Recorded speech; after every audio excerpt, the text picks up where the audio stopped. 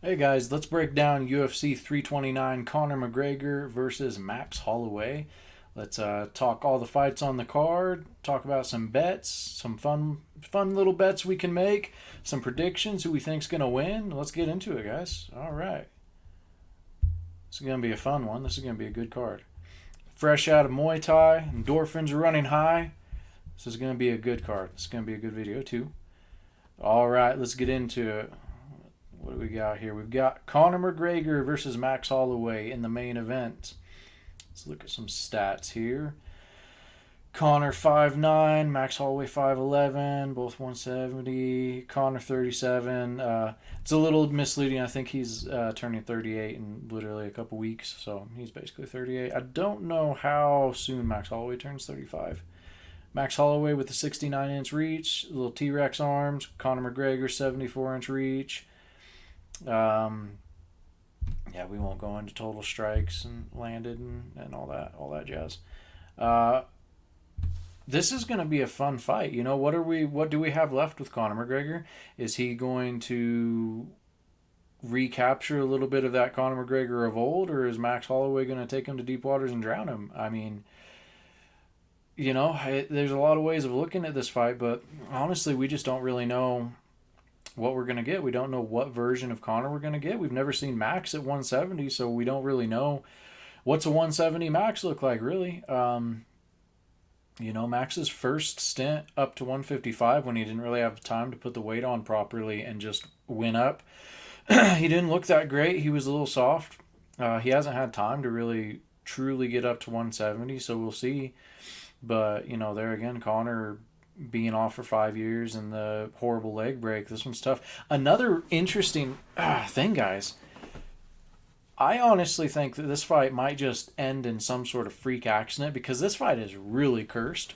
Because think about it. You've got Max Holloway on the cover of UFC 6. So Max is, riding that cover curse.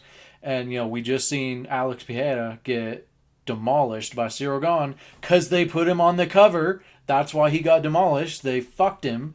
So we got that cover curse. But Drake put $1 million on Conor McGregor. So, we have bad juju on both sides. We have the Drake curse and the UFC cover curse working in tandem. This fight, it's like gonna get canceled last minute, or Conor's gonna come out and break his leg again. But Max has to lose too because Max is cursed. So I don't know.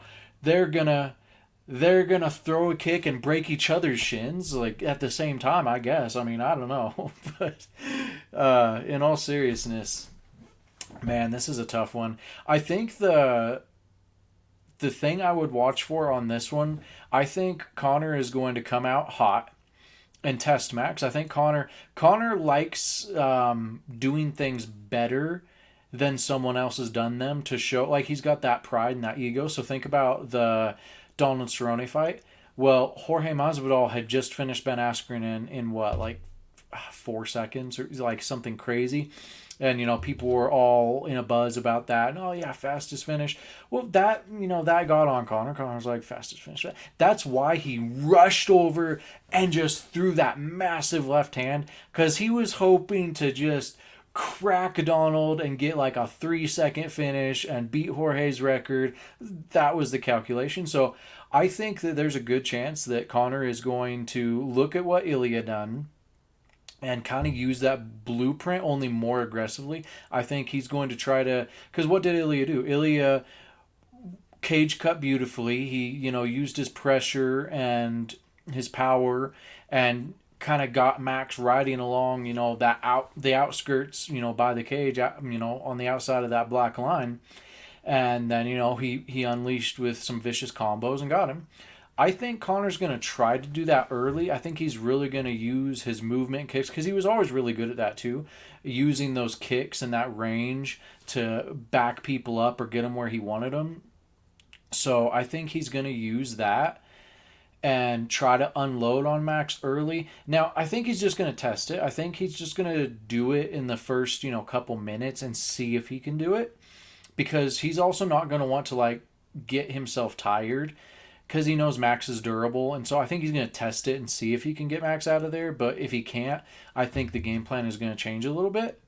So I think that's what we're going to see. I think in the opening minutes, we're going to see a super aggressive Conor McGregor, and he's going to try to see if he can get Max out of there soon. But if that fails, I also think we're going to see a little bit of wrestling out of Conor, to be honest with you. I think he's going to mix in some shots, because there again, he likes to look at blueprints that other people have laid, and he likes to do things better. Now, I'm not saying I think he's gonna, go out and try to like really wrestle dominate like Charles did, or try to submit him, because that's if Charles isn't submitting Max, Connor isn't either, most likely. But I do think that he is gonna mix in the wrestling because he beat Max with wrestling last time. And it's a good spot for him to get some breaks, especially in the clinch. Connor's aggressive in the clinch. And if you remember, he done that with Nate. He would, try to kind of get in with Nate in the clinch in moments to catch his breath. So I think that Connor is at very least going to play the clinch game a little bit. But I wouldn't be surprised if he shot, a takedown here or there. And now whether he gets it, I don't know. Connor's not the best wrestler. I don't think he's terrible either. And if he's been working on it, like I said, he took Max down last time, and Charles just showed that Max's takedown defense still isn't amazing. Now I know Connor is not Charles, but you get what I'm saying. I think there's a good chance that Connor shoots at least a couple times. I mean, at the very least, here's the thing, and here's a prop to watch. Connor to shoot over 0.5 takedowns on DraftKings is plus 300. So if he even gets one takedown, that's a plus 300 cash. Guys, what does Connor do when he gets tired? And I mean, everybody who's on Max in this fight and thinks Max is going to drown him, that's what they're counting on. Max is going to drown him. Connor's going to get tired. What does Connor do? Connor shoots. Connor shoots if he gets injured, if he gets tired, if he gets stressed. He notoriously, no pun intended, he doesn't like when things get like chaotic or out of his control. He likes to be in control, and he doesn't do well when he starts getting cracked. He likes to slow it back down. Whoa, let's get this back under control. Like when he blew his knee out in their first fight, he's feeling that pressure, like, oh, okay, let me get this somewhere I can control it. He shot on Nate when he started getting tagged up. So Connor's definitely gonna shoot in this fight. I think that's a guarantee. Connor's going to shoot. I mean, unless he does in that first few minutes of aggression that I'm talking about, unless he gets Max out of there, which I don't think is going to happen. Max is notoriously durable, but the floor has to fall out sometime, right? And, we don't know when that's going to be. Max has a lot of miles on him. So, unless he gets Max out of there in the first few minutes, which that would be mind-blowing. Can you imagine the chaos? But unless that happens, Connor's gonna shoot at some point in this fight. And maybe he doesn't get it, but on plus 300 odds, I mean, I tell you, I went kind of heavy on that. I think there's a pretty good chance. Now, maybe you'll all comment and tell me what a dumbass I am after the fight. Maybe Max just drowns him immediately, puts it on him, and finishes Connor in the first round. That could happen too. We don't know. But I thought those were pretty enticing odds. You're gonna give me plus 300 on a guy who literally took him down multiple times in their last fight to win the fight. You're gonna give me plus 300 on 0.5 takedowns. Okay, I'll take that. So, that's kind of my breakdown of this fight. I think Connor just uber aggressive first few minutes. If he doesn't get him out of there, he's gonna switch to a longer game plan. I mean, he has been known to be able to put together a decent game plan. When he beat Nate in that second fight, he realized that he's not probably going to get Nate out of there. He was still pretty aggressive in the opening round or two, but then he kind of settled into, getting on his bike, playing a clinch game, just trying to survive and eke out that decision. So I think that he's going to test Max, and if he can't get Max out of there, he's going to settle into, he's going to be aggressive for a couple rounds and try to kind of put some damage on Max, but then he's going to kind of try to settle into a, clinch, maybe the occasional takedown, get his breaths when he can, and cruise to eking out a decision. And I don't think it's crazy that Conor could do it. I mean, we don't know what Conor's going to look like. But if he can get even, 60-70% of his old self, he can win this fight. And he can win it by KO, and he can win it by decision. That being said, Max. Oh, Max is so good, man. Especially when Max gets into that flow state. If Max gets flowing on Connor, Connor might be in for a long night. And, I think that is Max's, he's made it pretty clear. He says going to take him to deep water, is going to drown him. That's the game plan. I think Max is going to play it pretty safe in the opening rounds and try to let Connor get, a little gassed, work a little bit and get a little tired so he's not quite as dangerous. Well, I think Max will still be, engaging and trying to tag him up, trying to get that flow going. It's just a matter of if he can get the flow going on Connor. I think one of the reasons Max struggled with Poirier, especially in their second fight, is I think he struggled because Poirier just had enough power that he couldn't get that flow going because every time he'd start rolling downhill, Poirier would catch him with something, crack him, and wobble him. You remember, he was wobbling. He wobbled him a lot in that second fight. And so I think that just kept Max from really getting a flow going. And even in the third Volkanovski fight, I think it was kind of similar when Volkanovski, personally, I thought Max won the first two against Volkanovski. That's just me. They were close. I'm not mad about them. I'm not saying they're crazy. Personally, I didn't think the second one was close. I thought the first one was very close. Could have went either way. I thought Max absolutely dominated the second one. And then the third one, Volk absolutely dominated Max. So, but I think it's kind of the same thing. I think Volk used his slick counters and power. Like, he was really cracking Max in that one. And I think that was really keeping Max from getting in a rhythm. So I think if Connor can maintain like that danger level and crack him with some good, clean, hard counters that hurt Max throughout the rounds, he can keep Max from getting in that flow state. But I think that's Max's game plan. He's just going to try to roll downhill on him. Whether he can or can't, remains to be seen. If he gets Blessed Express going, it's going to be a long night for Conor McGregor. But either way, I think this is going to be a really fun fight. It's always fun when the Mac is back, right? I shouldn't say always. I don't like hateful, vitriolic, mean McGregor. I like this, he's being a little more laid back, a little fun. I like this McGregor. This was the McGregor that we all loved when he first burst onto the scene, the funny, laid back, calm McGregor. So if he keeps up that energy, it's fun. It makes fight week fun. I think this is going to be a fun fight. Prediction.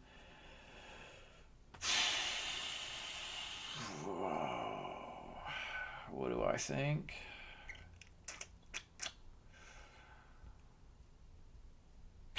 I'm sticking with the this fight's cursed. Yeah, dual injury. That's my prediction.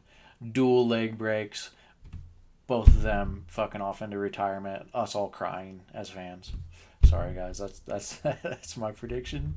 It's too cursed. It's too cursed, guys. You got the Drake curse and the UFC cover curse. That's too many curses. So we're gonna say that. Let's move on to this co-main event, guys. I didn't want this video to be like super crazy long. I got places to go, people to see. So let's try to not spend too much more time on this. We got Benoit Saint Denis, the God of War, against Paddy the Batty Pimblett. This will be a fun one, guys. Kind of both of these guys, I don't really know what to expect. Let's take a look at some of the stats. We got Benoit 5'11", Paddy at 5'10". Paddy's 31, Benoit's 30. Wow, Benoit looks like 10 years older than Paddy. Okay, both have a 73-inch reach. Benoit southpaw, Paddy orthodox, blah, blah, blah, blah, blah, right? You get it? This one is interesting for me because, for one, both guys are still evolving and growing in the sport, and that can always make it kind of tricky because when you get these young guys that are making like pretty big leaps in between fights, it can be hard to tell what they're going to look like one fight from the other. Paddy done pretty good against Justin Gaethje. I mean, he got, yeah, he done good. He done good. He done better than I thought he was going to do by a lot. Because, you look at some of the fights coming up, like the, what was it? What's his name? Jared Gordon. Jared Gordon beat him. So, I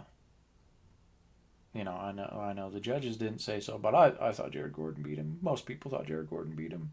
And then he had some like tough, hard fights against some guys are good. Everybody in the UFC is good, but guys that haven't reached that upper echelon, and so that leaves you going, well, I don't know what Patty's got. But then he turned in a good performance against Justin Gaethje, especially now in hindsight. Now that Gaethje's the champ, I mean that fight looks really good now in hindsight. So, uh, yeah, it's hard to know what to expect. Gaethje can kind of change people too, so it makes you wonder. Oh man, after that beating, is he gonna be okay? Is he gonna be gun shy? All that.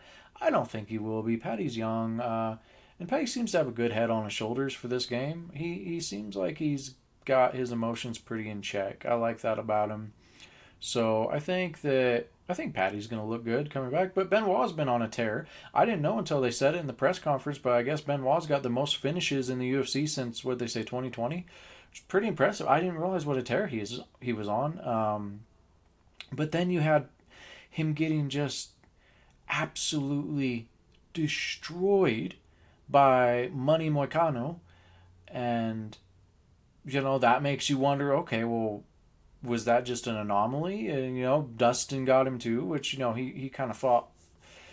He didn't have the best game plan in the Dustin fight. He blew himself out pretty quick, but also he had staff. But there's rumors going around he has staff this time too. So I don't know. Maybe they don't have showers in France. I don't know.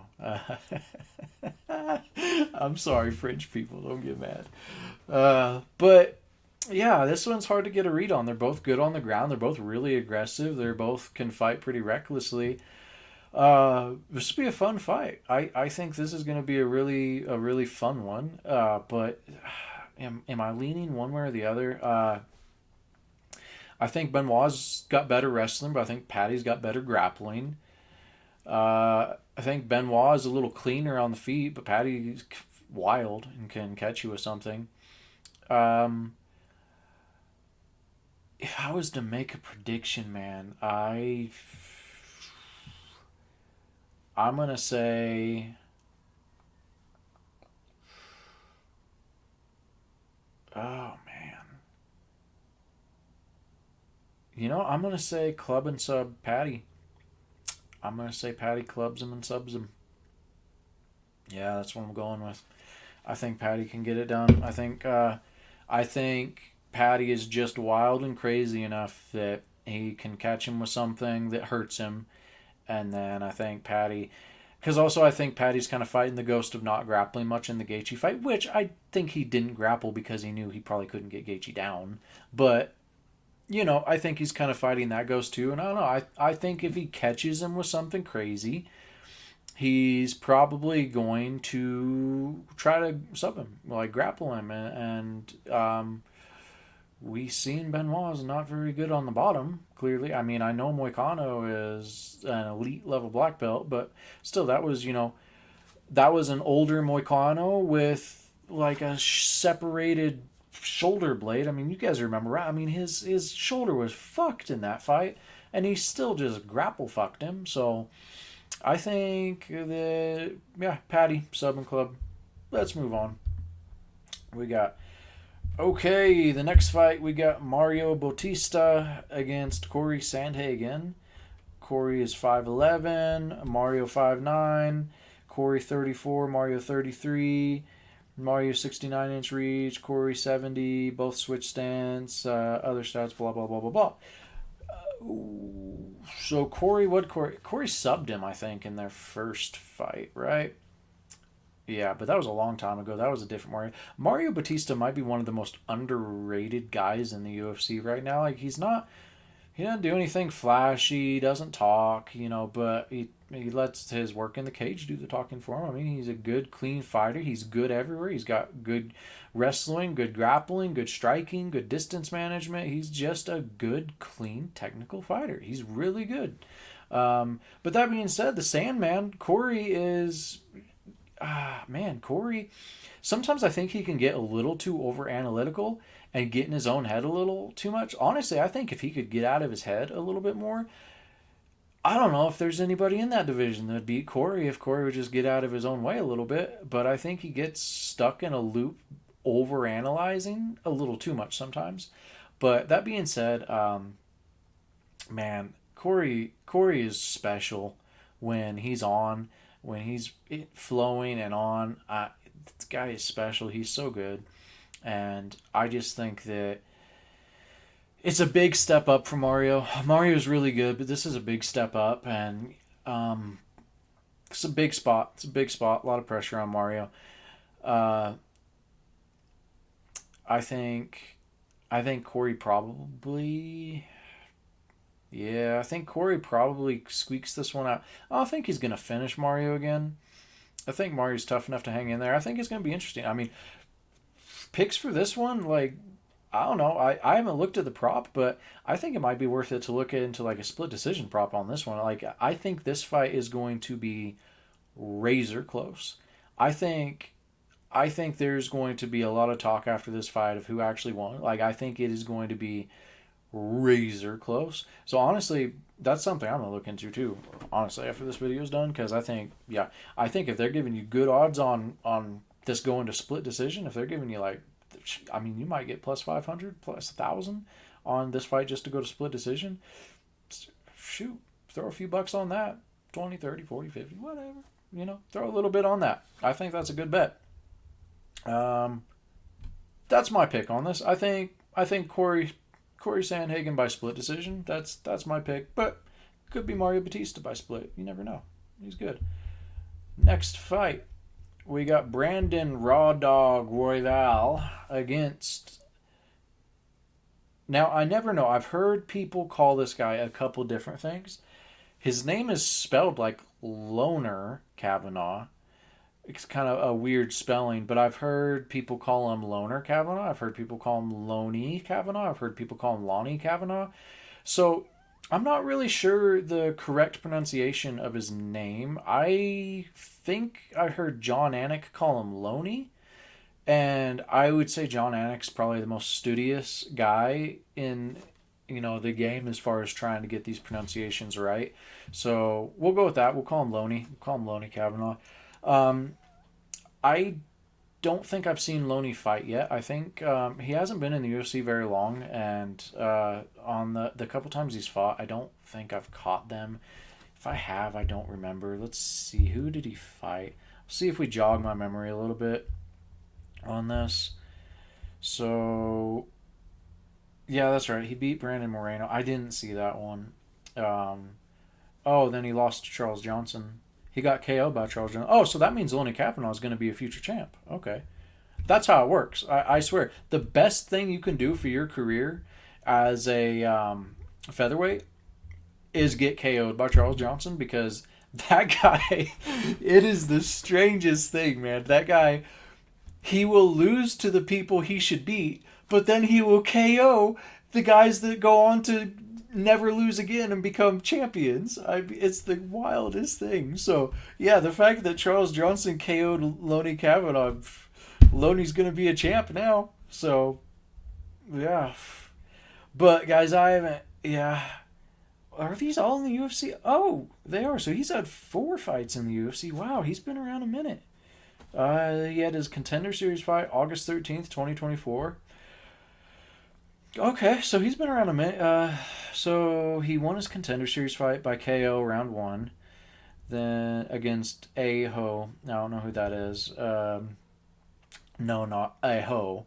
I'm not saying Aho. The guy's name is literally, it's A.Ho. So I don't know. Alan Hoban. I don't know. So Alan Hoban. Come on, guys, that was funny. Then he got he decisioned Jay Ochoa. That name sounds familiar, but if I seen his face, I'd probably place him. But yeah, then he decisioned F. Dos Santos. There's a lot of Dos Santoses in the UFC. I swear, it's like Brazilians have like 3 last names, and they're all just alternate those 3 last names. It's wild. But I'm not real familiar with that. But then, yeah, the KO lost to Charles Johnson.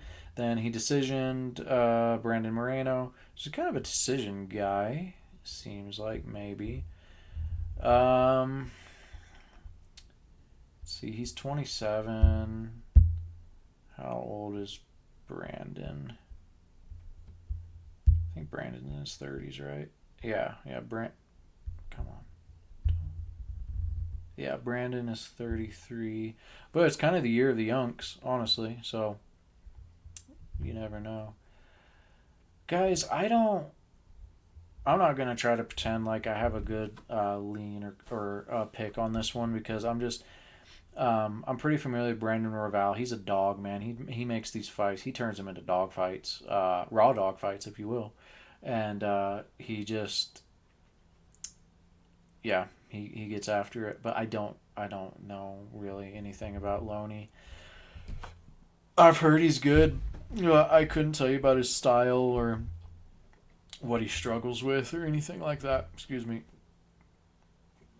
So uh, honestly, I'm not gonna make a pick on this one because it wouldn't make sense for me to because I'm not familiar with one of the guys. But I like Brandon Marval, so you know I'll root for him. He's a Colorado guy, I think. So we'll root for Brandon. But yeah, may the best man win. I'm not familiar with Loney, so but I'm curious to see him fight this weekend. So that'd be cool. Then so we got our next one, King Green against Terrence McKinney. All right, let's look at some of this tail of the tape. This one's going to be chaos. So they're both 5'10". Bobby Green is 39. Terrence 31. Terrence has a 2.5 inch reach advantage. What's this? Significant strikes landed per minute. They're both pretty close. Terrence 6.53. Bobby 6.46. Significant strike accuracy, very similar as well. McKinney does more takedowns and sub attempts. Oh, this one's going to be crazy, guys. Terrence is shot out of a cannon. That guy only has one gear, and that is go balls to the wall and try to get someone out in the first round or die trying, and he will fucking die trying. So this one would be fun as long as it lasts. I mean, Terrence is either going to get him or get got. That's the only way Terrence fights. So Bobby's slick, Bobby's smooth and fast. I think Terrence is probably faster though, and more powerful.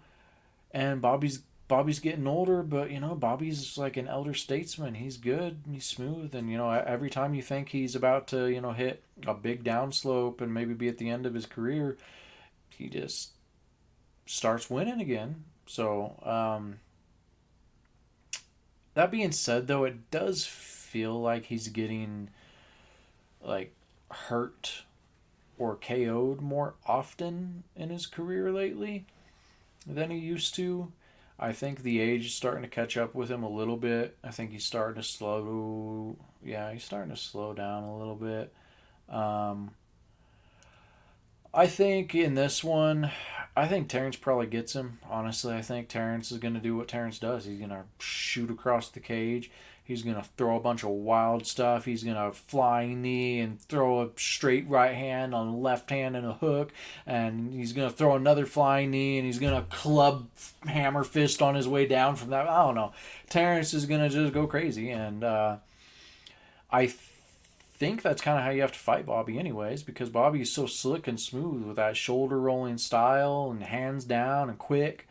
Think about the people that have got him. Like Drew Dober finally just had to bite down that mouthpiece and say, fine, fuck it, you're going to hit me 5 or 6 times on the way in, but I'm not going to stop throwing until I touch that chin. And that's what he did. So I think that's going to be, that's what Terrence does anyways. So I actually think Terrence has a good shot in this fight. I would pick Terrence. I think Terrence KO round 1. I think Terrence comes out there and just goes balls to the wall and gets him. Now, that being said, if Terrence doesn't KO him in round 1, you might as well just place a live bet and put your entire life savings on Bobby to get him, because Terrence doesn't win if it's not in the first round. I'm kidding, guys. Don't actually do that. I don't need fucking death threats if you guys lose everything. You know what I'm saying, though? I mean, Terrence doesn't win outside of the first round, right? So, I mean, logically, you could put, a nice little bet on Bobby if he makes it out of the first round. You're probably going to be just fine, but bet at your own risk. So, yeah, that's my pick on that one. I'm going to say Terrence McKinney KO round 1. Moving on. Oh, we got Bobby Knuckles, the Reaper, Robert Whittaker making his 205 debut against Nikita. Is it Nikita Krylov or Krylov? That's another one I've heard both ways. I'm not sure if it's Krylov or Krylov. What sounds better? Krylov, Nikita Krylov, Nikita Krylov, Krylov. Let's call him Krylov. So we got Nikita at 6'3", Bobby Knuckles at 6 foot. Oh, Nikita's younger. Okay, he looks older. So Nikita's 34, Bobby Knuckles 35. Nikita's got 77.5-inch reach to Bobby's 73.5. Everything else, fairly similar-ish, kind of. I'm not really, but what do we think in this one, guys? I'm just gonna be honest. Bobby Knuckles has been one of my favorite fighters for my entire life, so I'm gonna be biased in this one. That's just, I mean, I know with. Okay, guys, if I am if I am taking my love for Bobby Knuckles aside, and I am just trying to look at this analytically and tell you who is going to win or how I think the fight is going to play out, I think Robert Whittaker is a much cleaner, smoother fighter than Nikita Krylov. I think Bobby Knuckles is faster. I think he has better technique. I think he is more defensively sound. I think he is just, one of the best. But that being said, I think that his durability has never been amazing. And this is going up to 205 against a much bigger guy. I don't think he was cutting enough weight at 185 that you can really say that the durability was caused by a weight cut. He's getting older. He has a lot of miles, guys. Bobby Knuckles has been around for a long time. A lot of the new fans probably weren't even around for a lot of his earlier fights, like the 2 wars with Romero. This guy has been around and went through it. So even though I think he is the better fighter in every metric, if I am just going to be honest about how I think the fight is going to go, I think Nikita's probably going to just be kind of wild and reckless and throw some crazy stuff, and he'll probably catch Bobby and put him down. I hope I'm wrong, because I love Bobby Knuckles, and like I said, I'm picking Bobby Knuckles. I will never bet against Bobby Knuckles, not once in my life. He beat Adesanya the second time. I don't care what you say. He beat him the second time. One of these days I'm gonna get on, a podcast with Bobby Knuckles. I'll either get on MM Arcade or he'll be on here. I'm gonna go train with him one of these days. I love me some Bobby Knuckles. I emulated his style a lot when I was coming up and trying to be a fighter. So I hope Bobby surprises me. I hope he's more durable at 205 than I fear he's going to be. I don't know, guys. There's not really an awesome history of guys kind of at the end of their careers and moving up to 205 and finding success.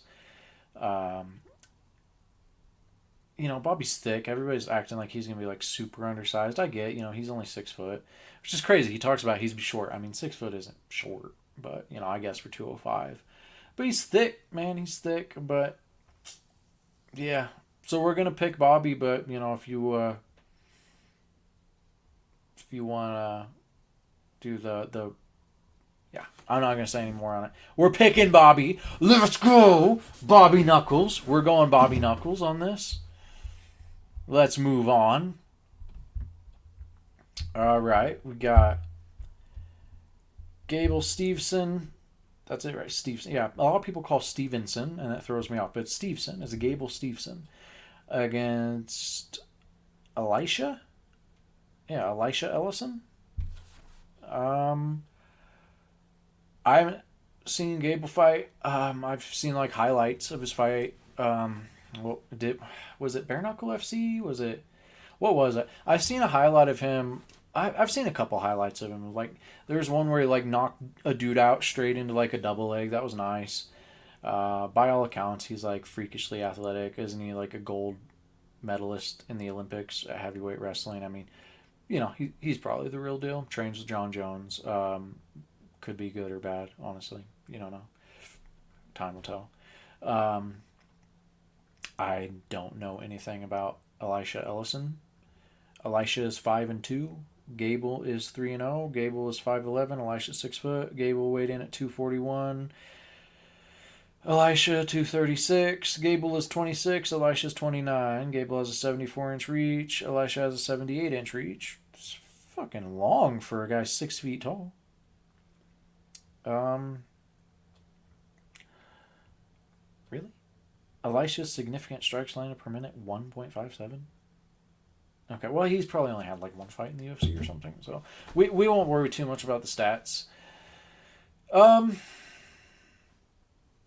this kind of feels like the Bo Nickel thing, doesn't it? Right? Like Gable's probably gonna steamroll this guy. I don't really know anything about him, but neither did we about Bo Nickel. But we did know that Bo Nickel was an absolute elite level athlete and wrestler, and picking the game up pretty fast. So, and for those first few fights, they just kind of feed sheep to the wolf, if you were. So, that's probably what's happening here. I imagine Elisha Ellison's probably the matchmaker's probably done the research, and he's probably a little lamb led to the slaughter, I'd imagine. But should be a fun fight either. Those fights are always kind of fun because Gable is either going to do what he's supposed to do or he'll get checked. I imagine he'll probably do what he's supposed to do and probably demolish this guy. But I don't know. I've never seen Elisha fight. So, but yeah, we'll pick Gable. That's what the UFC likes doing. They really want to get more blood into the heavyweight division right now. So I think that's going to be an extra calculation with their matchmaking. Like they're going to want to build this guy up and sorry, get him up the rankings of heavyweight so they have some fresh blood in that division. So yeah, we'll go Gable Stevenson. Moving on, we got Cody Garbrandt, no love, against Adrian Yanez. I haven't seen Yanez recently. Has he taken a hiatus? Let's look at his profile here. I feel like we haven't seen Yanez in a minute, right? Oh, what the fuck do I know? Apparently he fought in March. Alright, well, sorry guys. Apparently I'm just not paying attention. Okay, so, oh man, he's on kind of a bad little run. So his last 5, he fought Rob Font in 23. I remember that one. Rob KO'd him round 1. Then he fought Jay Martinez. And also in 23. He got KO'd in the second round in that one. Then he fought V. Salvador in 24, and he KO'd him in round 1. But then he lost a split decision to Daniel Marcos in 24 as well, and then apparently he took all of 25 off and came back and fought Ricky Simone to a draw, which Ricky's good. But yeah, he fought Ricky to a draw in 26. And then Cody, Cody's been kind of weird. Chinny. It's definitely chinny, so he's had to change how he fights. He's cautious now.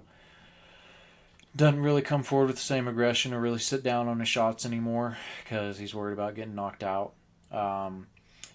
Cody's only 35? Wow. He's had such a rough run since becoming champ. I guess he was just so young when he became champ, but he went on such a rough run after. It feels like he's a lot older than that. Cody is 5'8", Yanez 5'7", Yanez is 32. Cody has a super short reach. Cody has a 65.5-inch reach, even though he's the taller man, and Yanez has a 70-inch reach.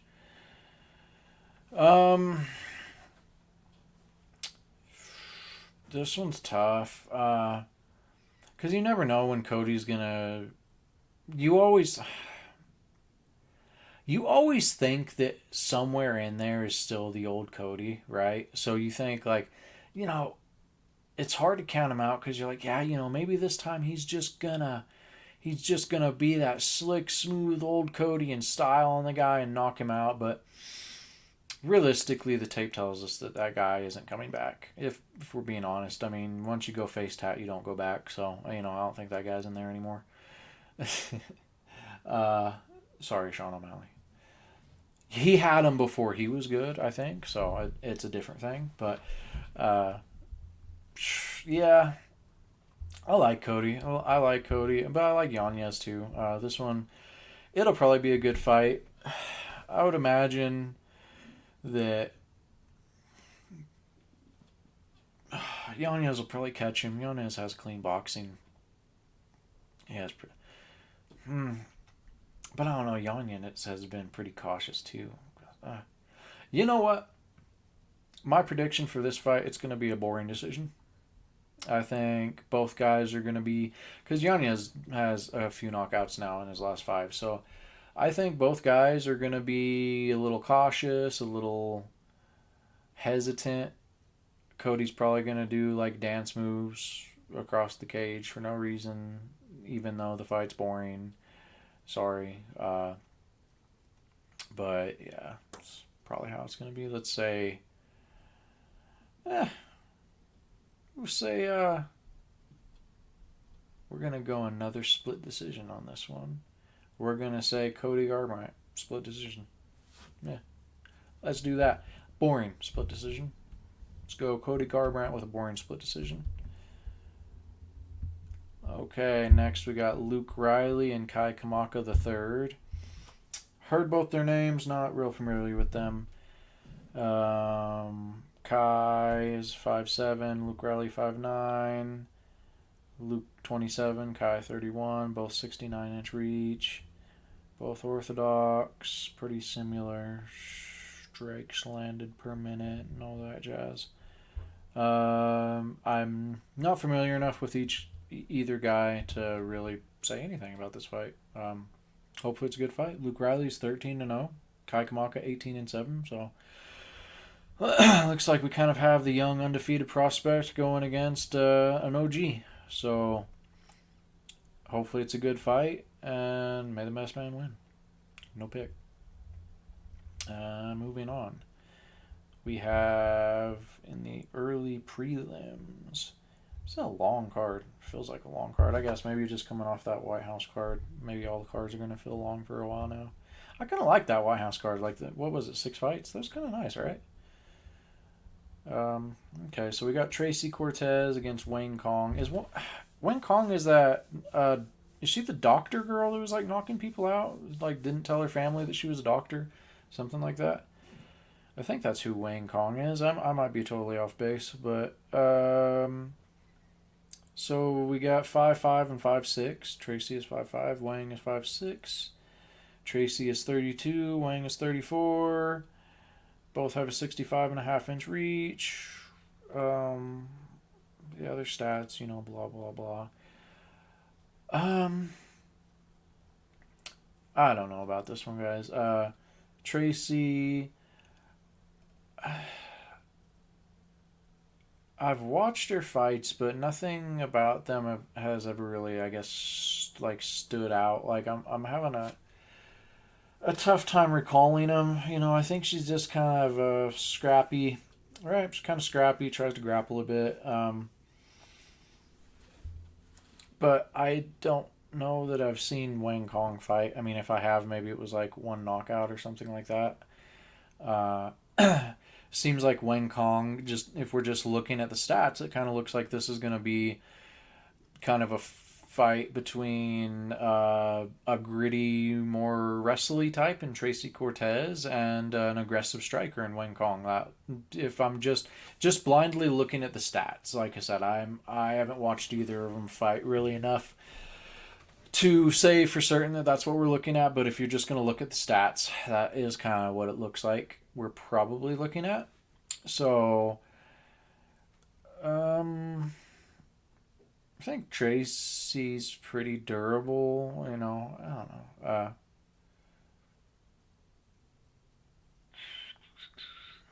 know.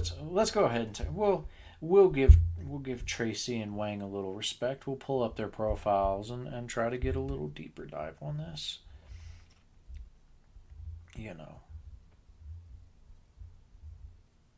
Okay, so Tracy's last fight, well, she lost by sub to Erin Blanchfield. Who doesn't? Then she beat Vivian Arujo by unanimous decision. Then she lost unanimous decision to Rose Namajunas. Before that, she beat Jasmine Jasudavicius by unanimous decision, and then she beat M. Gato. I'm not familiar with her. It's not a bad run, honestly. Uh, yeah, that's not a bad run. Yeah, Tracy's doing good. You know, and she's got that post breakup glow up, right? She got that going for her. Her and Poetan broke up. That was long lived, right? They got a beautiful couple weeks together and then went their separate ways. At least it wasn't a long, probably heartbreaking affair like it was with Brian Ortega. But yeah, looks like Tracy's done pretty good for herself.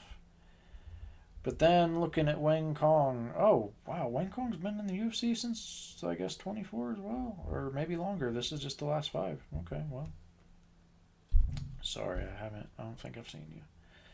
So her last fight was a decision win against Mora. Don't know her. Then the fight before that was a unanimous decision win against Ariana Lipski de Silva. She isn't bad. Then a unanimous decision win against Bruna Brazil. And then a sub loss against G Fernandez. Not familiar with her. And then a KO win in the first round against V Leonardo. Not familiar with her.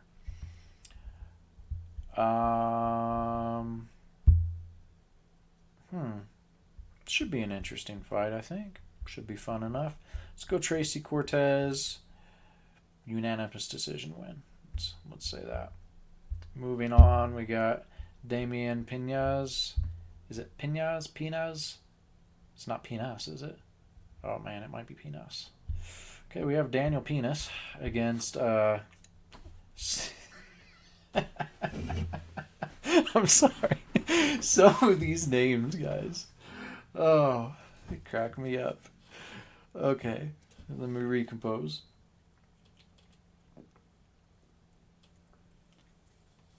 So we got Damien against Cesar Almeida.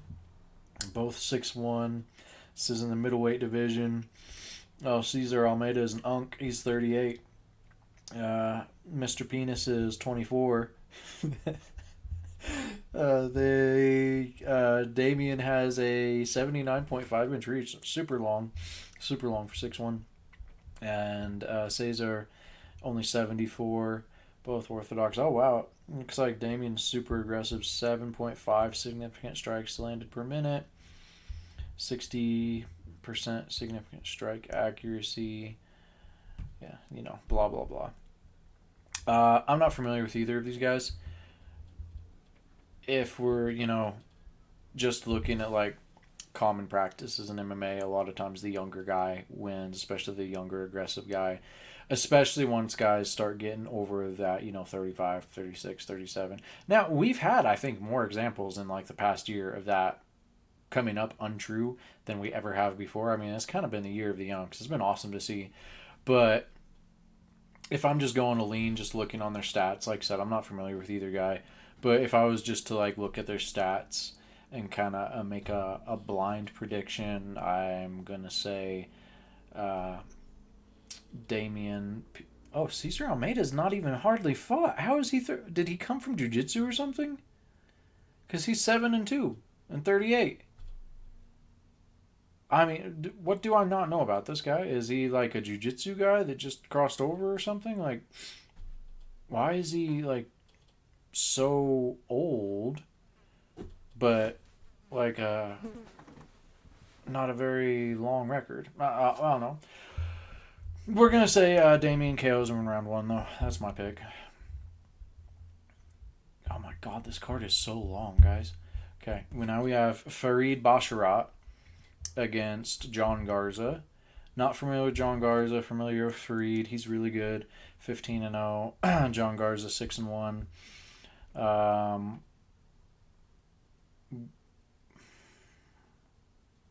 Farid Basharat TKO round 2. That's our pick.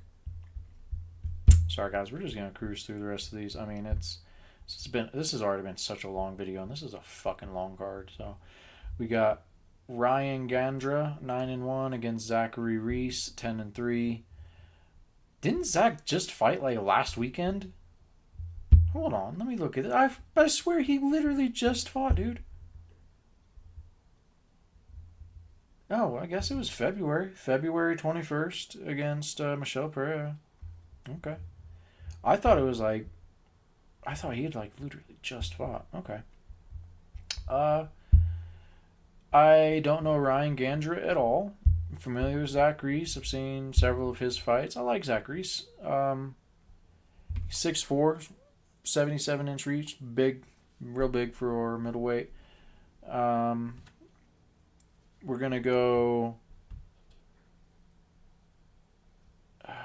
we're going to go Zachary Reese round 1 sub. That's what we're going to say. I like Zachary Reese. He's a good kid. Moving on. Last fight, finally. We have Alessandro Costa against Cody Durden. I'm not familiar with Alessandro Costa. 16-5. I've seen some of Cody Durden's fights. 18-10-1. Cody's 35. Alessandro 30. Alessandro 5'4". Cody 5'7". This is in the flyweight division. Again, not super familiar with these guys to have like a huge lean. We'll say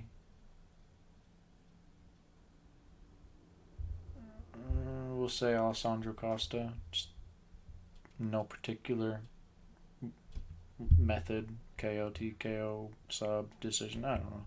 We'll just say Alessandro Costa is going to win that one, I think. I think